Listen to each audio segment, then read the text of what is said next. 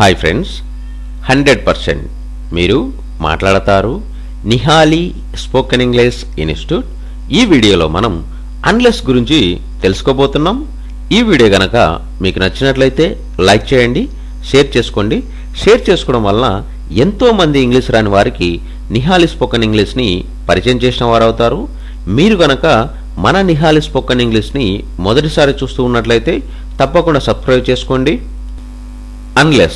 Unless అంటే తప్ప అని అర్థం.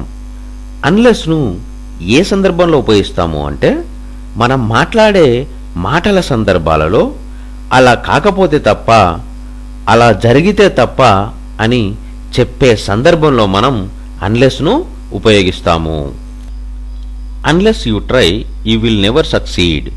నీవు ప్రయత్నిస్తే తప్ప నీవు ఎప్పుడూ లక్ష్యం చేరలేవు. Unless he knows you are here he will not come. నీవు ఇక్కడున్నావని అతనికి తెలిస్తే తప్ప అతడు రాడు. Unless you study well you can't pass. నీవు బాగా చదివితే తప్ప పాస్ కాలేవు.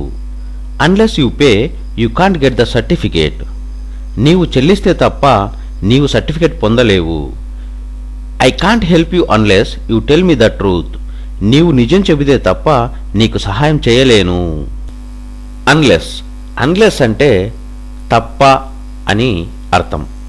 అన్లెస్ను ఏ సందర్భంలో ఉపయోగిస్తాము అంటే మనం మాట్లాడే మాటల సందర్భాలలో అలా కాకపోతే తప్ప, అలా జరిగితే తప్ప అని చెప్పే సందర్భంలో మనం అన్లెస్ను ఉపయోగిస్తాము.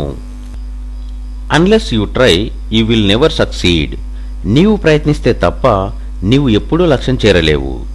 Unless he knows you are here he will not come.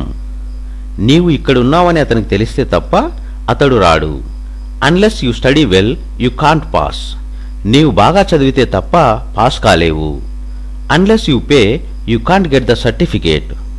నీవు చెల్లిస్తే తప్ప నీవు certificate పొందలేవు. I can't help you unless you tell me the truth. నీవు నిజం చెబితే తప్ప నీకు సహాయం చేయలేను.